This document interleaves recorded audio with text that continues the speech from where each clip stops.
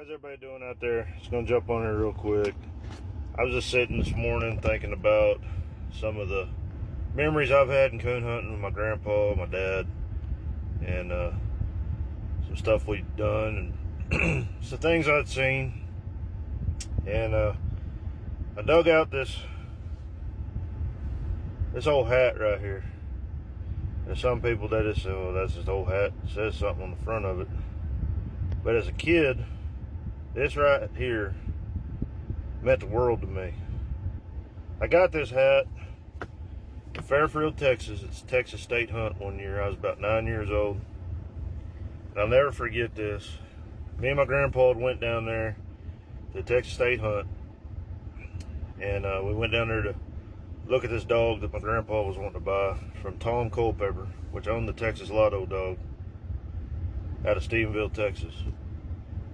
And we got down there and we looked at the dog, and Papa and Tom kind of made a deal on the dog. And Tom told me, he said, "I tell you what," he said, "if you take that dog and you enter him in the bench show, and if you win," he said, "I'll give you $20. I said, "Deal." So we entered the dog in the bench show, and I ended up winning the bench show at Texas State Hunt. I got the trophy in the house. I had to dig it out. I should have dug it out too. So I took that $20, and these people were down there, and they were selling these hats. And I went over there and I told my grandpa, I said, "Papa, I'm gonna go buy me a hat for Max." He said, "What are you gonna do something like that for?" I said, "Well," I said, "he's gonna be a high-powered stud dog one of these days." And he said, "I said, you know, I see everybody else walking around here with a hat that says their dog's name on it and stuff, and I want me one." He said, "Well, okay." He said, "Go over and get you one." So I took that $20 and I went over and I told them people, I said, "I want one of your hats." They said, "Okay, what do you want on it?" I said, "I want Fossil Creek Max."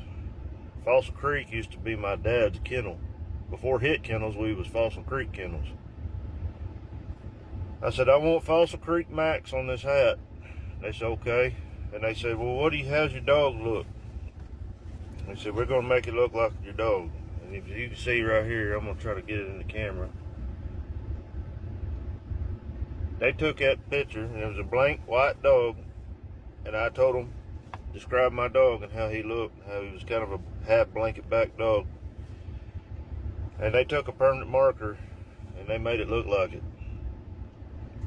And I took that hat and I put it on my head, and I tell you what, I thought I was a big stud dog coon hunter. I had a stud dog. I told my grandpa, we talked all the way back to the house, which my grandparents, they lived in Joshua, Texas at the time. And I told my grandpa on the way home, I said, "Oh, Papa, that's it." I said, I've got me a hat, I've got me a dog to tree a coon, I've got me a stud dog. I said, when I get home, I'm going to take pictures of him. And now this is before all the digital stuff. So I took me some Polaroid pictures of my dog, and I got me a piece of cardboard paper my Nana had laying around in the house. And I made me a stud ad. And I went through and I put the pedigree on there and what he would do, you know. And I grew up reading American Cooner. So I'd sit there and I'd read all these stud ads and stuff as a kid. Man, I got on there and I did it up good and took it to my grandpa. I said, "Papa, we got to send this in to American Cooner." I said, "How much it cost?" Now this hat cost me about $10. So I had $10 to spare. And I gave my grandpa that money and I said, "Papa, will you send this ad in to American Cooner?" I said, "Will this cover it?" It's $10. And you know what? I said, "I'm going to charge a stud fee of $50 to everybody." He said, "Well," he said, "Corey," he said, "dog like that," he said, "you might get $100. He said, you might want to change that." I said, "Okay, we'll ask $100. And you know, the moral of the story is, my grandpa never told me different. He just went along with it. He took my ad. He never sent it in. Because back then, you know, he just kind of rolled with it.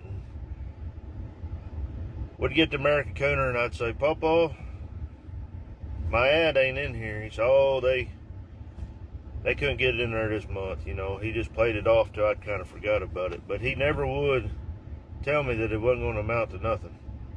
Max was just a great dog. He wasn't no better than that, but he would tree a coon. And I had a lot of people offer to buy him. And he probably would have made a really nice dog if he'd have been pushing the hunts. But for a 9-year-old kid, they got him a hat, and his grandpa made the story believable. That's what put coon hunting right here. My grandpa sat there and we'd study coon hunting ads, and he'd tell me, y'all, you need to cross here, this is what you need to look for in a pedigree. And as I sit and think back, he was teaching me how to make crosses on these dogs. He was teaching me about the sport, you know, and I spent a lot of time with Grandpa. We had a lot of good times. And I always told him, I said, you know, I said, Pawpaw, I'm going to make it big one of these days. And he said, son, you can do it. He said, you can do it. He said, just you put your mind to it. Don't pay no attention to nobody. And just do your thing. And before he died, I told him I was going to go to a world hunt. I promised him. I said, I'm going to the world hunt. And I did it. Me and Gus are going to the world hunt in October. And we may go out there and we may not hit a lick. And we may go out there and we may do really good. But the moral of the story is I'm doing it for him. But I thought it was really neat. My daughter dug this out. She keeps it hung up on her wall. She's got a lot of my grandpa's plaques that he won and my dad's. A lot of my trophies I won over the years, showing in the bench shows and stuff as a kid. And I try to keep that in her, you know, to keep her going. And more of the story, don't ever tell a kid no. Push them. If they're interested in the sport, keep them going in it. Just like this hat right here, you know. And Tom Culpepper that day paying me to win a bench show. And there's times that I've showed dogs for other people, they'd pay me $20, which back in the day, $20 is a lot of money for a kid, especially a 9-year-old kid. I'd give me a cheeseburger, a Coke. I might be able to go buy me a dog lead or a coon squaller. Keep the kids in the woods, support them, keep them interested. Our sport needs it. That's why at my club we push and push and push for kids. We're going to have a big youth hunt, Charles Thompson Memorial Hunt. We're going to have a youth bench show and a coon squaller competition.